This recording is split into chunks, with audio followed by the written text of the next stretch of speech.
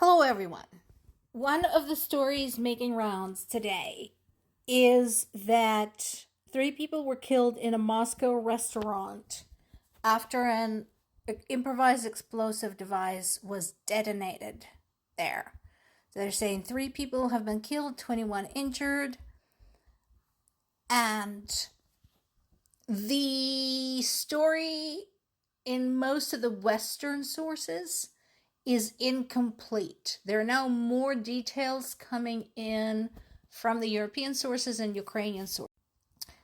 Apparently, the device was detonated at a restaurant that is frequented by some of the high-ranking Russian military officers.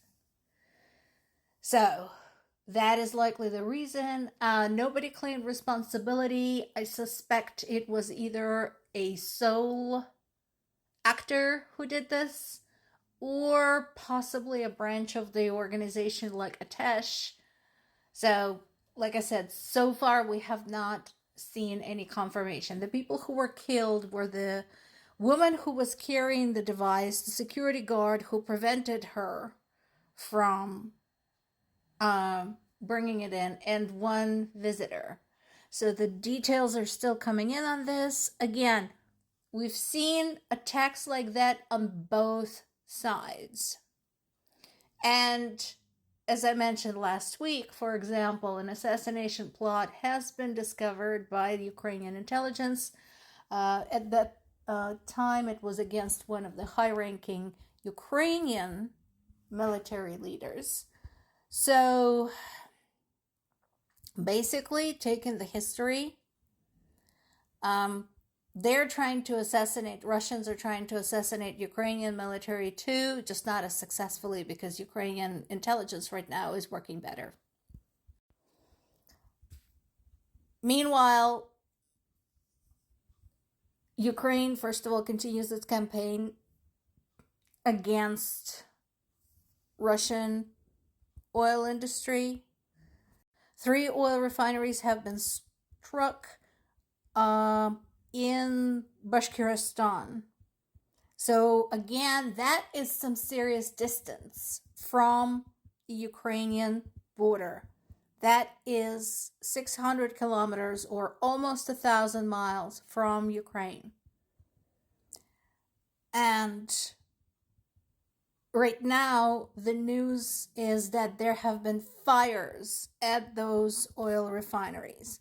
But again, considering what we are talking about here, that these are the oil refineries, there's a lot of shit to burn at an oil refinery.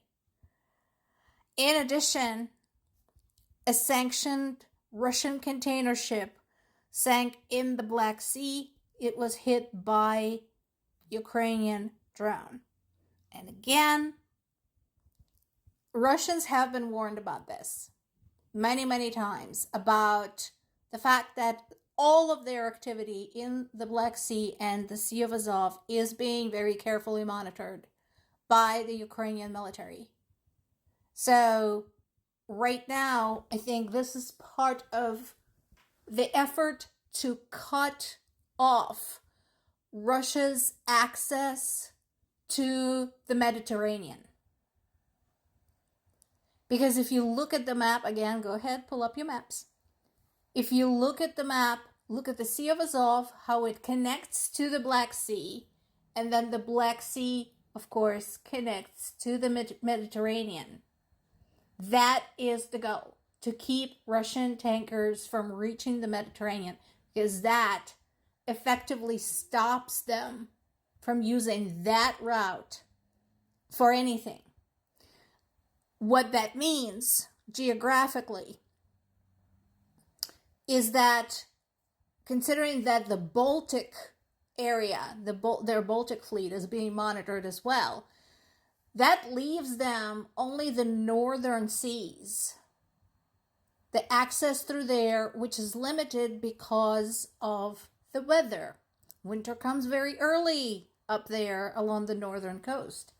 And so that is only navigable only part of the year.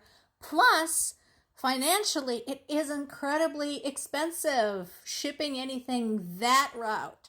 Again, look at the top of the Eurasian continent. How far do you have to go to ship anything from the north of Russia by water to, for example, China or to North Korea or to India, its current trading partners? So that is what's happening. That is why they're basically staying on top of everything that comes out of Russia into the Black Sea. Zaporizhia nuclear power plant is in the news again. It had lost power for nearly 2 hours, the 23rd time it had happened since the full-scale Russian invasion. Just as a reminder, Zaporizhia nuclear power plant was taken by Russians in March of 2022, so very early in the invasion. Since then, it's been a huge concern to everyone involved. It is the largest nuclear power plant in Europe. I mentioned this before. Even though numerous safeguards have been implemented there after the Chernobyl disaster back in 1986, the question is, since it's been under Russian occupation for so long now, we don't know what safety protocols may have been compromised, what safety equipment may have been not maintained properly. So we don't know what is going on there and how high the risks are of something going wrong. That is a huge problem. Now, UN's nuclear watchdog keeps bringing this up and keeps saying that, yeah, guys, this is a concern. But again, under Gutierrez, UN has just become Russia's servant, nothing more. And nothing serious is being done about securing the safety of the Zaporizhia nuclear power plant.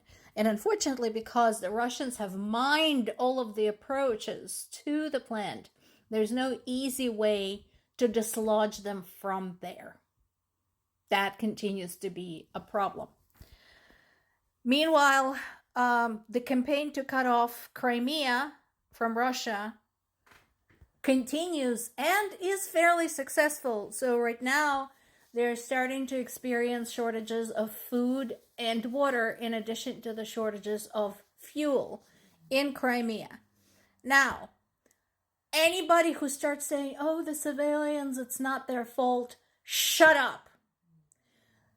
I told you in the past, before Russian annexation of Crimea 12 years ago, 12 and a half now, people of Russia had access to Crimea. Nobody had any problem with them coming there to live or to have a vacation.